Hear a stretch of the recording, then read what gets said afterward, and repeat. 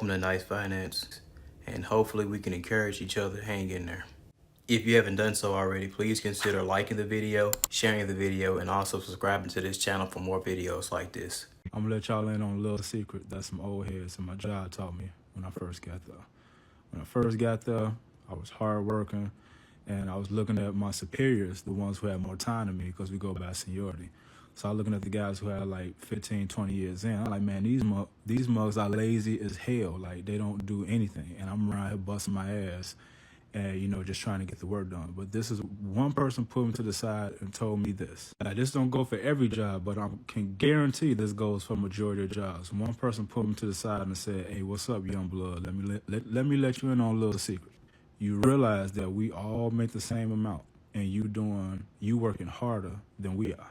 You working so hard that the managers see you working hard, and they seeing that you can do the job, and you can do the job better than the rest of the guys. So they're going to give you more work.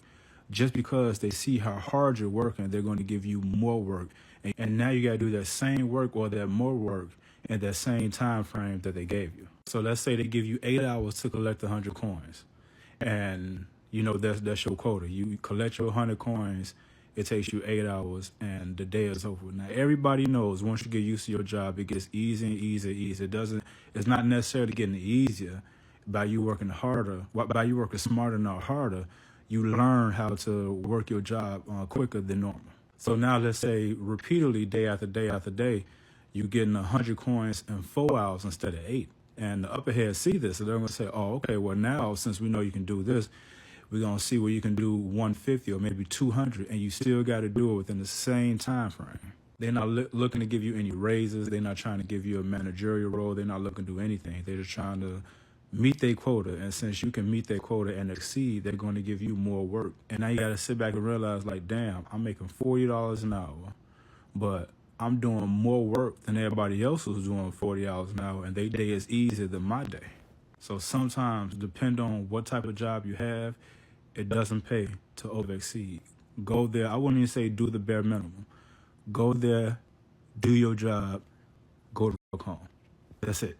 Sometimes even great employees will get fired. It's not always a reflection of their performance. It could be that they spoke up about a toxic culture, they challenged the status quo, qualities that actually make them great when they're in the right environment but don't always align with the company's politics or leadership styles. Or they might have a different approach, bringing fresh ideas and perspectives that aren't welcome by those resistant to change, particularly if you find yourself in a really change-resistant culture. Of course, the other side of that is it could simply be down to restructuring and cost savings. I'll tell you something, probably the happiest you will ever be is the day you come to work knowing you're about to type that 2 weeks notice. Ooh-wee. Ain't nothing like it. Ain't nothing like it. I'm talking about they done sent the offer. You've negotiated a higher salary, better benefits. You probably got more vacation time. You know what I'm saying? A bigger bonus, a bigger check all around. You done signed it, sent it back. When I tell you you strut into work the next day, looking like Ric Flair, I'm telling you. When I left my last job a couple years ago, and I put in that 2 weeks, I stopped code switching. I started wearing all my jewelry to work. Stopped tucking my shirt in, you know what I'm saying? Like, I was still going to meetings, but I might have contributed. I might not have contributed. I mean, I don't know. What you gonna do, fire me? Here are 3 things I would not do at work, coming from my vantage point as an employment law attorney. First, I would not let my supervisor force me into resigning based on their comments.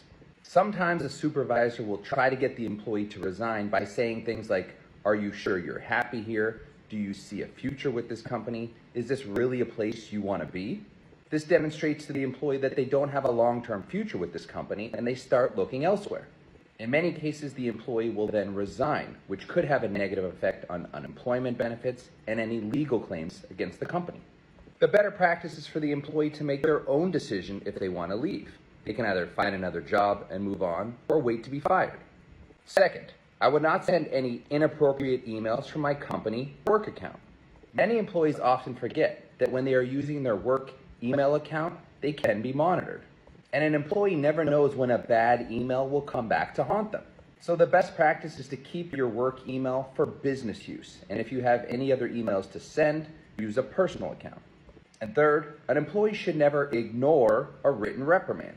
When an employee receives a bad performance evaluation, performance improvement plan, or final written warning, they should read it.